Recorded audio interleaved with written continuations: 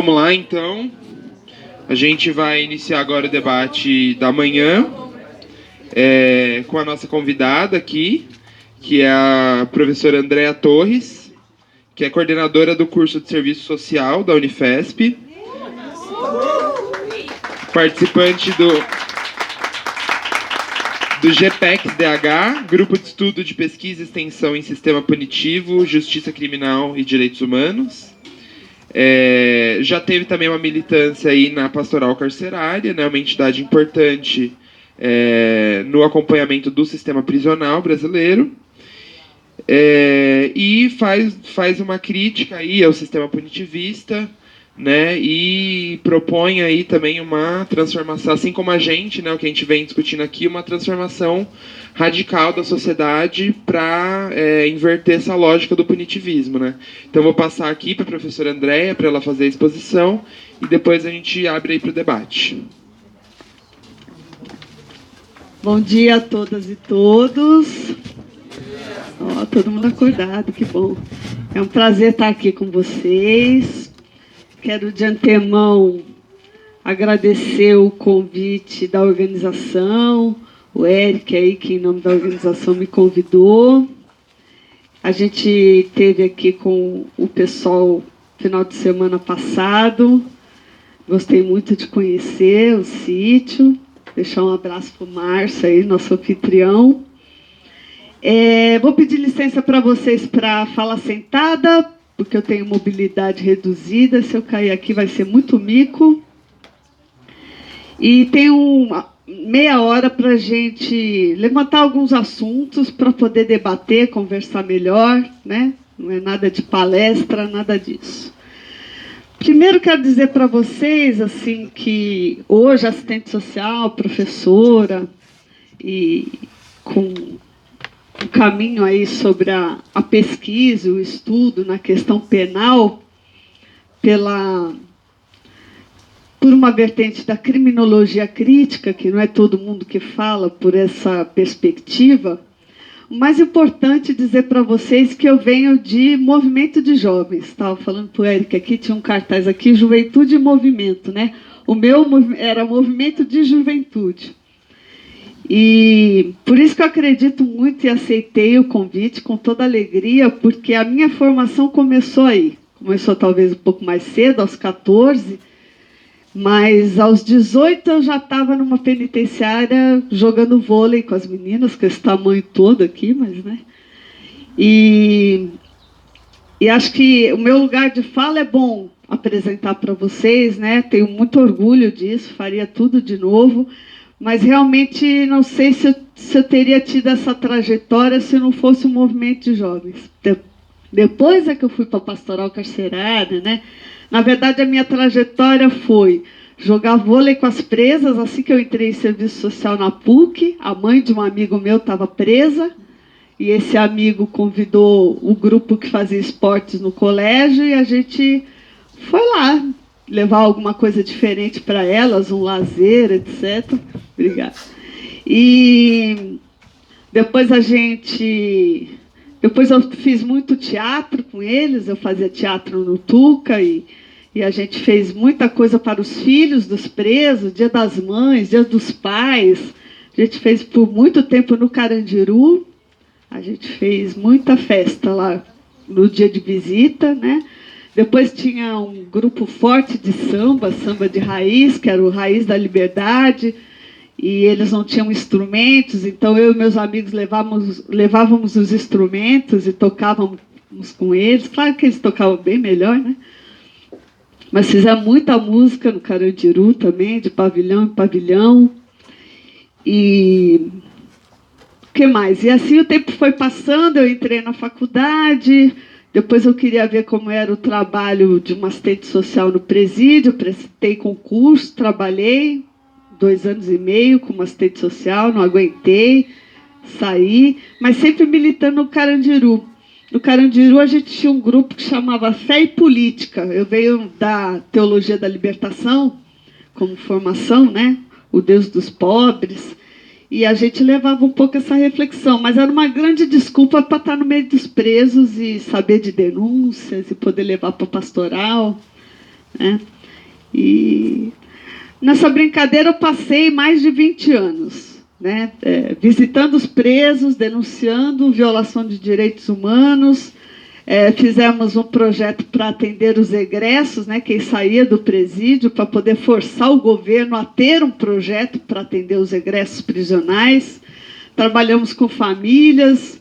Depois eu fui chamada pelo governo do estado para fazer um projeto piloto, que é o que tem hoje no estado de São Paulo, o atendimento às famílias aos egressos, a KF, que não atende nada, quer dizer, não é o projeto que eu construí, mas enfim. E foram mais de 20 anos de ativismo, mas a raiz do meu interesse por politizar esse ativismo foi o movimento de jovens. Na pastoral também tínhamos muitos jovens envolvidos, e é esse o meu lugar de fala. Eu nunca parei de estudar o trabalho das assistentes sociais no presídio, desde o meu TCC até o doutorado, e ano que vem vou para o pós-doc e vou continuar estudando criminologia crítica, abolicionismo penal, claro que na perspectiva de uma outra sociedade, né? Porque o capitalismo e a cadeia nascem ao mesmo tempo, são irmãos gêmeos. Um serve ao outro como uma luva, né? E é um pouquinho disso que eu queria trazer para a gente refletir juntos aqui, levantar algumas bolas. Essa conversa ela é muito complexa, né? O tempo que a gente teria aqui para conversar, ele nunca vence. Eu acho que eu ficaria um final de semana inteirinho conversando disso com vocês, mas ninguém merece, né? Depois de uma noite chuvosa. E, na verdade, a proposta de provocar a nossa conversa sobre para quem o Brasil prende tantos jovens pobres e negros, moradores das periferias, né? E por que isso é o que está na crista da onda da reflexão sobre a área punitiva no Brasil, né? Nós somos o terceiro país no mundo que mais prende. Eu tenho dados aqui, mas não, são dados que todo mundo sabe, todo mundo ouve no noticiário. E eu não quero falar dos dados, eu quero interpretar com a gente, né, os dados e por que eles são como são. E por que esse assunto é o assunto do momento quando se fala de conjuntura também. Né? Não é à toa que o Moro mal entrou e já lançou um pacote de repressão, de punição, né? Essa carta aberta para justificar qualquer tipo de matança, né? Agora ninguém é mais suspeito. Simplesmente, se você é alguém da cor suspeita, no lugar suspeito, você é matável, você é exterminável. Nós estamos falando de jovens negros e negras, né? Então, não tem como a gente falar de conjuntura se a gente não situar essa situação do Estado penal, do Estado policial, do Estado repressivo, que já vem em curso, e com esse desgoverno a gente tem aí a carta aberta para exterminar a população negra, jovem, os trabalhadores empobrecidos, os filhos dos trabalhadores, como dizia o velho Marx. Então, na verdade, esse tema da nossa conversa, para quem o Brasil prende jovens pobres e negros e negras, é uma resposta que fica para o nosso debate, para a nossa conversa. Eu vou levantar alguns pontos que a gente vem aprofundando para poder entender essa realidade. E eu tenho certeza que não é novidade para ninguém aqui, só vou sistematizar as coisas que a gente já sabe, né? A conjuntura das criminalizações não é novidade para a gente, né? Qualquer tipo de manifestação para os conservadores já se trata de subversão, de tumulto, enfim, né? Só que a criminalização de determinada classe social, de determinada cor, não é nova nesse país. Ela está na formação sócio-histórica, cultural, política, econômica desse país. Não se entende o Brasil sem sua formação sócio-histórica, né? E é isso que eu queria levantar alguns pontos para a gente entender. Poxa, André, mas então, sempre se prendeu, sempre se criminalizou negros, negras, jovens e subversivos, né, ou revolucionários, algo assim, sempre, né? Nós temos um histórico no Brasil que, por exemplo, a questão do Brasil colônia, né? O Brasil foi o quê? Uma colônia que recebeu dos portugueses a cultura do sequestro dos africanos, das africanas, né? E a escravização, que escravizou os indígenas também, né? Escravizou e exterminou, né, os povos originários do Brasil, né? Então, a formação punitiva, a formação encarceradora, a formação de torturadores, de maus tratos às pessoas, ela surge com essa invasão, né? E a gente herda isso com uma cultura. Lá no nosso grupo, no GPEX, tem aqui as minhas meninas aí do grupo, tal, a gente trabalha isso como uma cultura punitivista, né? Uma sociedade que é punitivista. Alguém que passou sua infância sem ser ameaçado de uma repressão, de apanhar, de ficar de castigo, de qualquer tipo de maus trato pelos seus próprios pais, as pessoas responsáveis, né? É mosca branca. É muito difícil você encontrar numa plateia como a nossa alguém que fale assim, não, eu nunca fui ameaçado, né? A nossa educação é punitiva, né? E nisso a gente reproduz a nossa sociabilidade também. No entanto, nessa trajetória das negras, dos negros na sociedade capitalista e escravagista, a vigilância desse povo negro, ela é histórica, né? E a nossa branquitude é que é responsável por isso, né? Nós subjugamos uma outra raça, uma outra cor, né? Pessoas que foram sequestradas, como dizem os autores negros, né? Para servirem os brancos, né?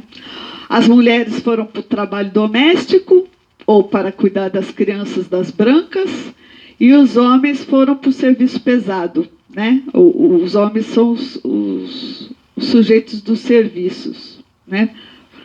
E mesmo na transição da suposta aí do trabalho livre, né? Desde quando esse trabalhador negro, essa trabalhadora foi livre nessa sociedade, né?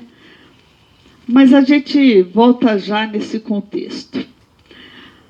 Hoje, por que falar das prisões em relação aos negros e às negras e a esses trabalhadores que nunca foram livres de verdade, porque tiveram que ficar subjugados aos mandos do capital e da exploração e estava brincando no carro hoje. Que negócio é esse de trabalho escravo, análogo ao trabalho escravo? É trabalho escravo ou não é, né? O que é ser análogo ao trabalho escravo, né? Tem um pouquinho só de escravidão.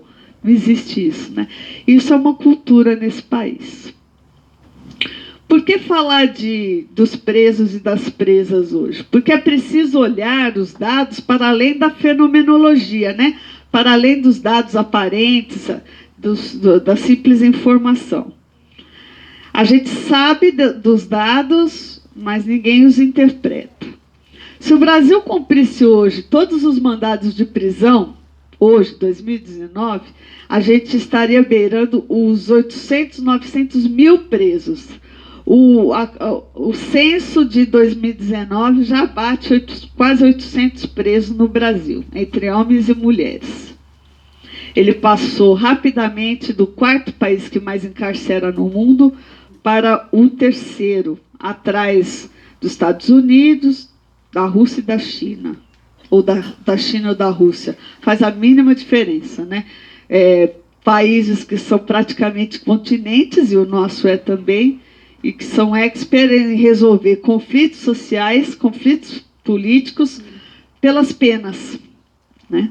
Mas tem uma classe e uma cor que responde diretamente a isso, para que essa classe dominante continue mostrando quem é que manda e que controla a sociedade, em detrimento a qualquer tipo de subversão econômica ou política.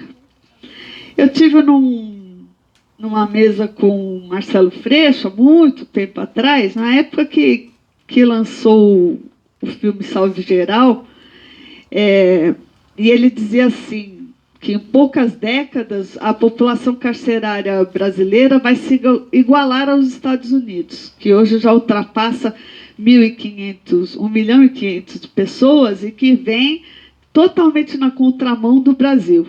Vem criando políticas de desencarceramento, de despenalização, e a gente, né, atrasado com esse desgoverno, vem indo cada vez mais para punição como resposta social, né?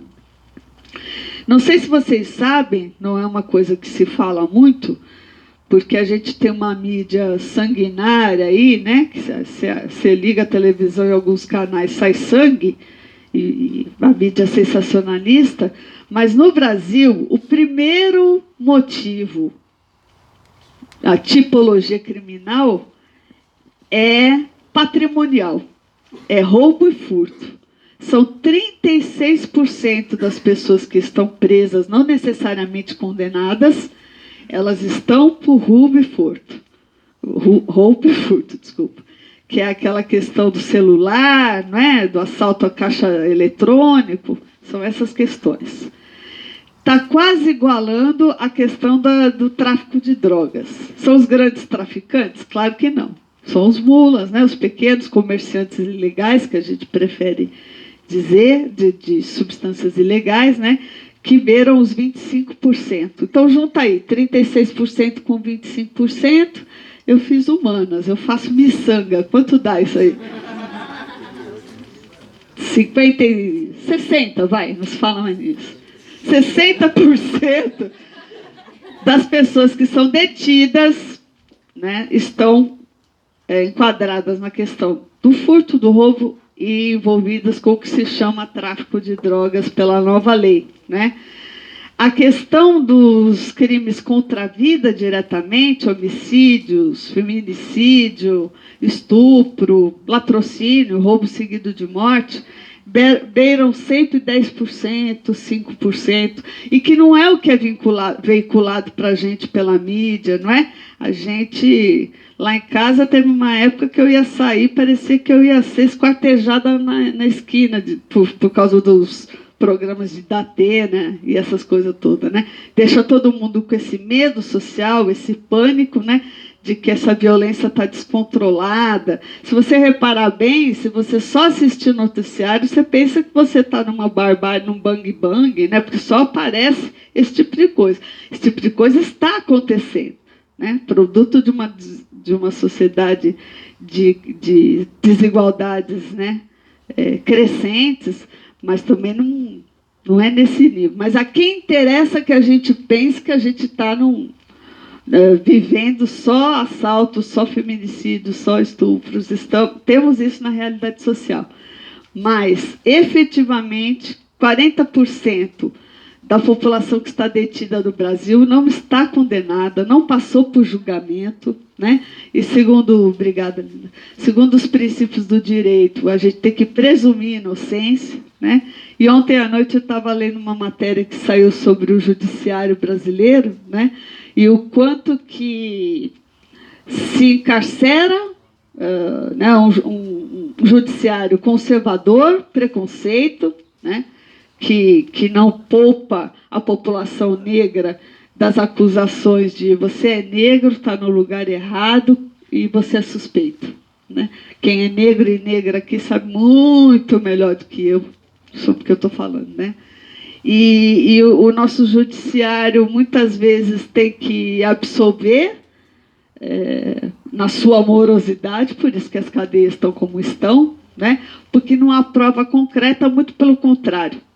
há indícios dos exames de IML, de torturas, né, de muita gente que tem que assinar essa bronca sem ter prova concreta de que estava envolvido com esses crimes, né? Mas como o nosso judiciário só põe para dentro e morosamente julga, as cadeias estão como estão, né?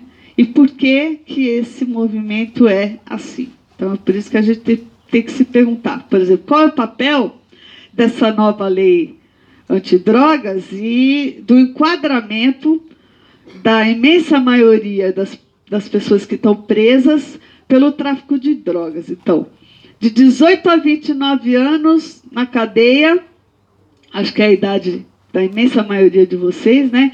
Quem tem de 18 a 20 aqui? Levanta a mão, por favor. Certo. Quem tem de 21 a 29? Imagine que se todos aqui fossem negros, provavelmente qualquer lugar que a gente tivesse fosse enquadrado, que foi a matéria que eu ouvi ontem. As pessoas estão sendo presas porque são suspeitas, porque são negras, porque estão portando algum tipo de entorpecente, né? E vai deixar para provar isso só na audiência com o Ministério Público, né? Audiência de custódia, ou mesmo quando estiver em julgamento, né?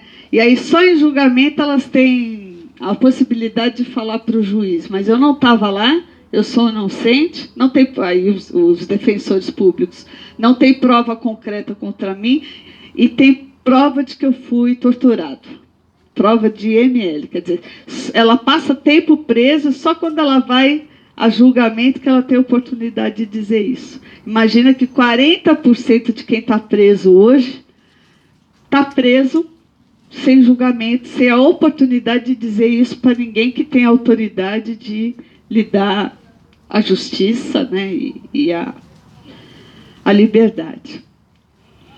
54% dos jovens que estão presos têm 18 a 29 anos. E 55% foram classificados como alta declaração de identidade, pretos ou pardos. Imaginem aqueles que não se declararam, né, afrodescendentes. São analfabetos e têm o ensino fundamental incompleto, quase 40%. Pessoas onde a oportunidade não chegou, né, onde a renda para sobrevivência, para sua reprodução social não chegou, e o tráfico chega como uma alternativa de sobrevivência. Por isso que a gente chama, na sociologia, dos trabalhadores do tráfico, né? E o risco que é trabalhar nessa situação, o risco de morte, o risco de prisão. Porque o Brasil é isso. Para determinada classe, determinada cor, ou você está morto ou você está preso. Esse é o risco, né? No Brasil também se prende muitos estrangeiros, muito latino-americanos. Em primeiro lugar, bolivianos, paraguaios. E em terceiro lugar, no caso, africanos da Nigéria. Todos envolvidos com o tráfico de drogas. As mulheres nas prisões brasileiras têm tido um crescimento vertiginoso. Quando eu comecei a estudar para escrever sobre isso, no meu trabalho de conclusão de curso, as mulheres presas no Brasil eram 3%.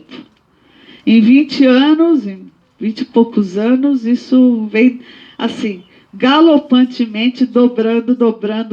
A gente deve estar num coeficiente de uns 10%, e por aí vai, né? E as mulheres já não é pelo furto, pelo roubo. A tipologia criminal de saída e permanente é o tráfico.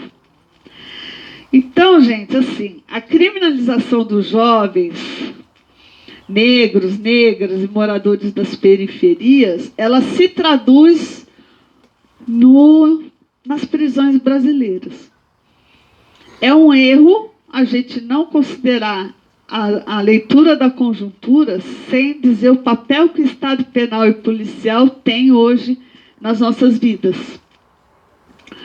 né? Nas vidas de todos. Eu não sou mais jovem, sou uma jovem, mulher de 50 anos, mas vocês, né? Vocês que estão aqui, toda a juventude que a gente convive, não dá para deixar isso de lado, de tapar essa realidade com a peneira. Só para ter uma ideia aqui, quem já teve um conhecido, um amigo, um familiar detido? Né? Até o Bolsonaro não está reagindo lá. Tadinho, né? É bullying com ele, bichinho. Então a gente, para ver como essa situação está chegando cada dia mais perto, né? Então, voltando às nossas... Estamos falando da realidade contemporânea para a gente olhar as raízes como explicação dessa realidade, né? O meu primeiro mestre na Unifesp, Adeildo, deixar um abraço aqui que o Eric está gravando para a gente, deixar um abraço para o meu primeiro mestre, fez uma pesquisa belíssima na literatura dos negros que falam dos negros, né? Sobre as prisões de hoje são as velhas senzalas de ontem, né? E ele colocou um trecho de música, a gente curte muito música, e que a gente conversou numa orientação. O Marcelo Yuca, o nosso falecido Marcelo Yuca, né, escreveu Todo Camburão tem um pouco de navio negreiro, né? E é disso que a gente está falando. Toda a realidade policial, penal e carcerária do Brasil reflete a contemporaneidade de uma história bem marcada. E ele fala também, quem segurava com força a chibata, agora usa farda. Conhece essa música, né? Então, voltando a isso, né? Do que nós estamos falando? Nós estamos falando de uma vigilância e violência histórica aos negros e negras, que começa desde a invasão do Brasil, né?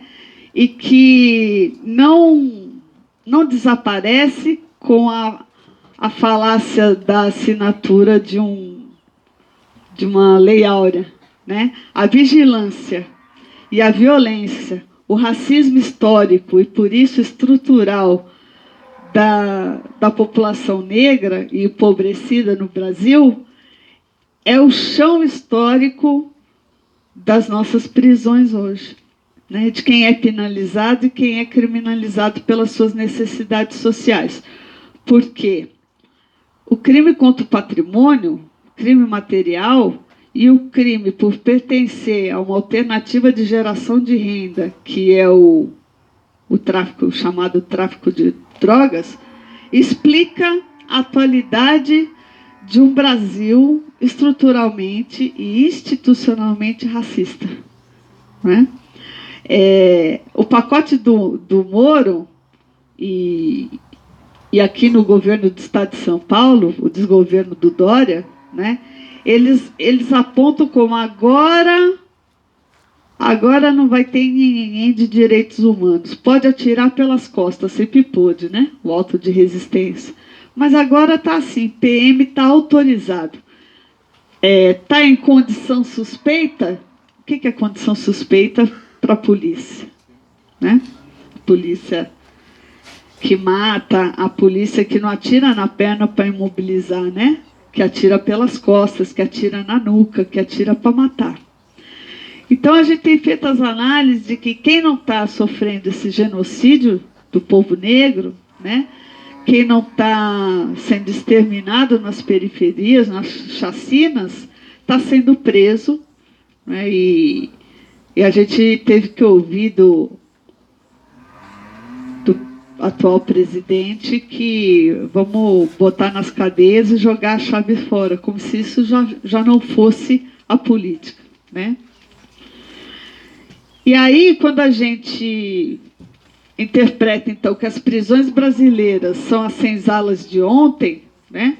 As prisões são os troncos do açoite, as prisões são o castigo de sempre dessa população, a tortura de sempre, são aparelhos contemporâneos de repressão desse Estado penal e policial.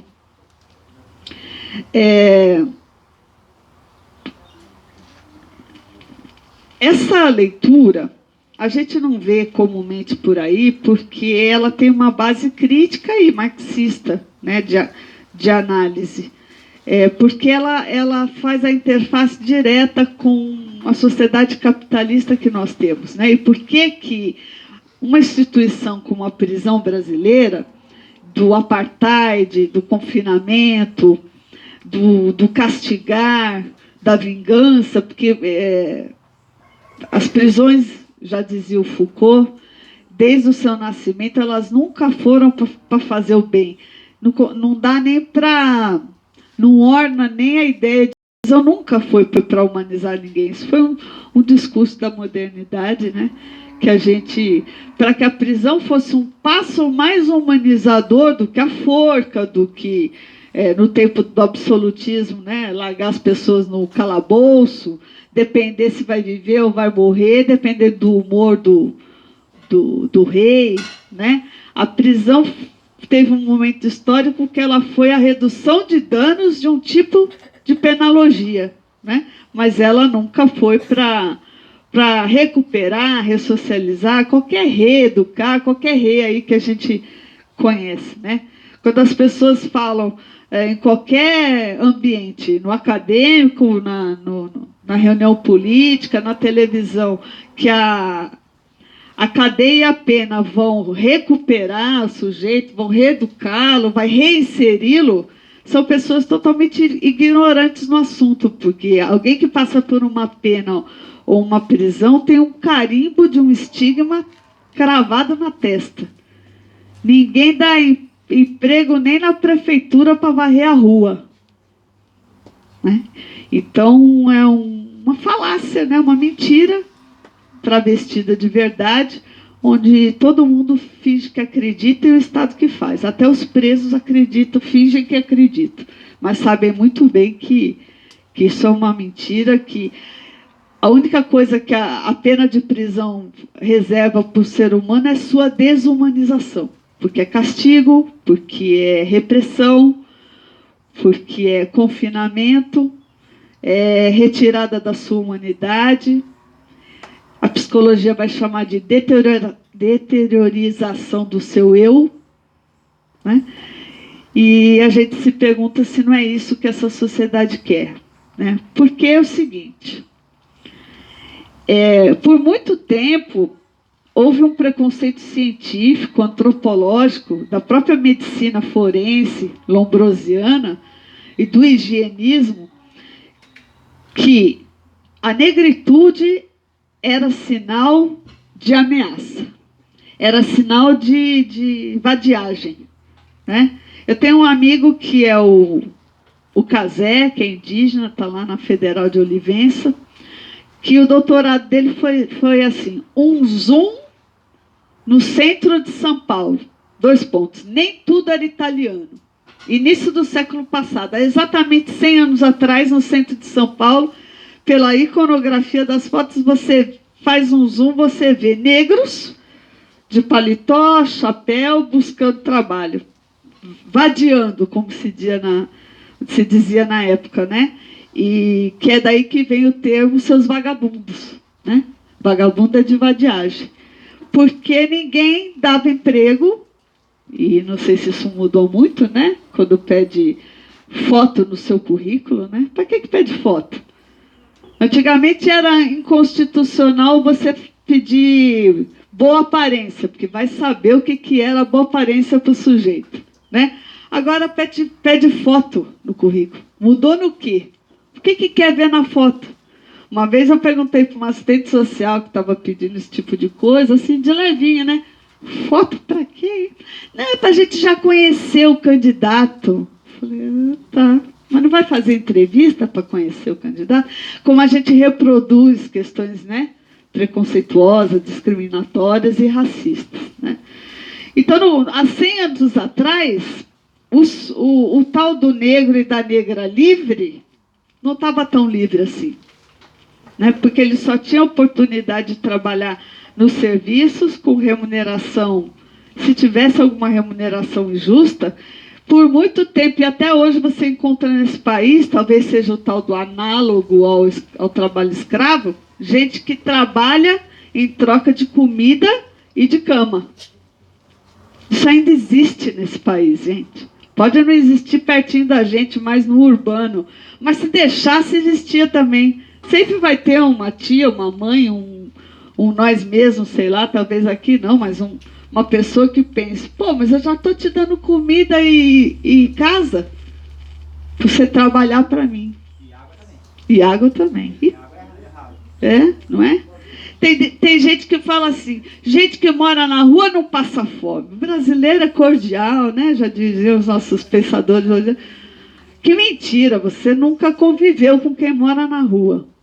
Muito menos passou uma noite na calçada.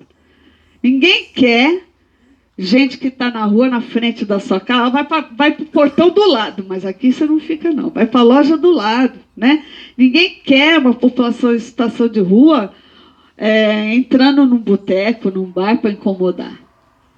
E a população em situação de rua, por muitas vezes, me falou, antes de eu trabalhar com a cadeia, trabalhei com gente na rua, foi lá que eu me envolvi com gente que tinha saído da rua, né?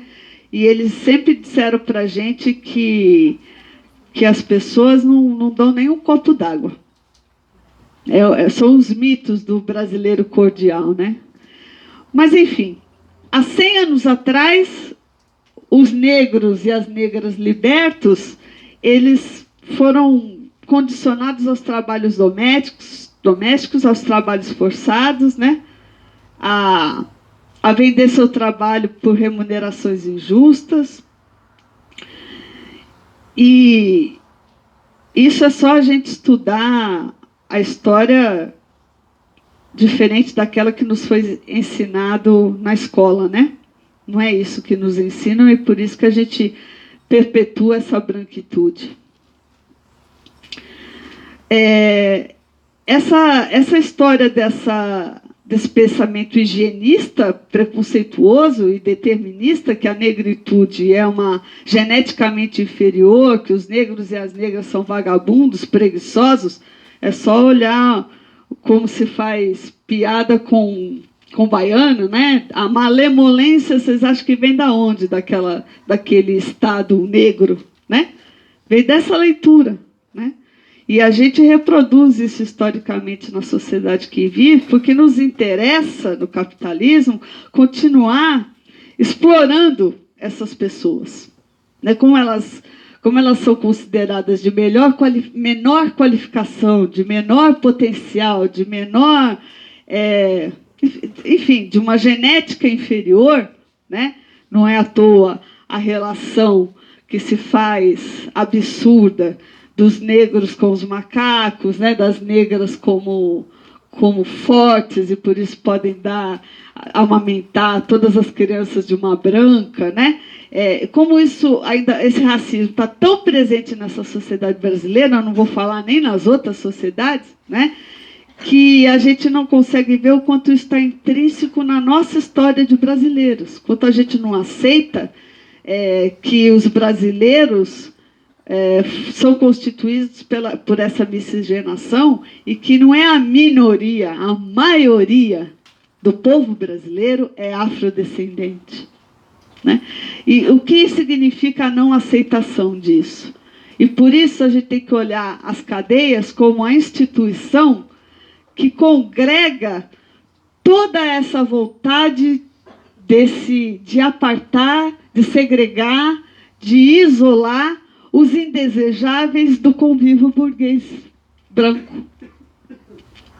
Então, cair na conversa da mídia, do senso comum, da criminalidade crescente, é também um jeito de apontar criticamente que essa sociedade não quer se responsabilizar pelos 13 milhões de desempregados, imaginem quantos são negros. Pela falta de vagas nas escolas públicas, e quantos de nós estão fora, porque é política para pobre, para jovem pobre, né? Jovem de periferia, jovens negros, jovens negras. Né? E que a cadeia acaba cumprindo esse papel do confinamento daqueles que não foi possível matar. Quando a gente entrou aí no desgoverno Bolsonaro, uma das minhas principais preocupações que eu dividi com o 1º de Maio, lá de Santos, né, nosso coletivo, é aonde nós vamos parar com essa autorização de eliminar os matáveis, os indesejáveis, né? Aqueles que preocupam a segurança pública porque preocupam a propriedade privada de um celular. Preocupam a propriedade privada, ou melhor, preocupam a moralidade burguesa quando saem às ruas, quando fazem manifestações na escola. Vocês viram a menina com uma arma no peito? Não quero ser comum, mas que país é esse mesmo, né? Que está piorando. Está piorando muito, né? E o quanto que as prisões também são os quilombos da contemporaneidade, né? Para onde estão indo aqueles que não estão, que a gente não, pelo movimento histórico, não açoita nas ruas, mas até isso está voltando, né? Quantas mulheres negras a gente conhece aí que morreram pela justiça pelas próprias mãos, né? O que foi o assassinato da Marielle, se não uma grande representação de como a gente vê aqueles que defendem direitos da classe trabalhadora empobrecida. Então, queria dizer para vocês que o direito penal, ele sempre teve uma função na sociedade brasileira. Desde o Brasil Império, da Primeira República, o direito penal sempre foi a estratégia de controle e de criminalização dos negros, das negras, dos pobres, principalmente a princípio, na nossa história, pela inaptidão ao trabalho. Com a industrialização no Brasil, né, no final do século XIX, início do século XX, né, essa industrialização tardia que a gente teve, o tal do trabalhador livre, da trabalhadora livre, negros e negras, eles não se encaixaram nisso, né? Por isso vagavam pelos grandes centros urbanos industriais, porque não tinham a qualificação necessária. Quem é que foi para o mundo do trabalho nesse momento? Os estrangeiros, brancos, né? Italianos, portugueses, poloneses, né? E a nossa população originária sequestrada, né? E eliminada da sociabilidade universal das cidades, ela foi sendo jogada à exclusão, à marginalização, né? Foram sendo colocados à margem do trabalho. E aí você olha o século XXI e se pergunta o quanto isso migrou no sentido de avanço histórico. O que mudou?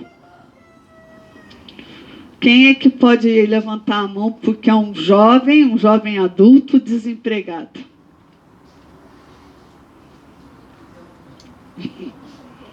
Dá um constrangimento, né? Porque não devia ser assim.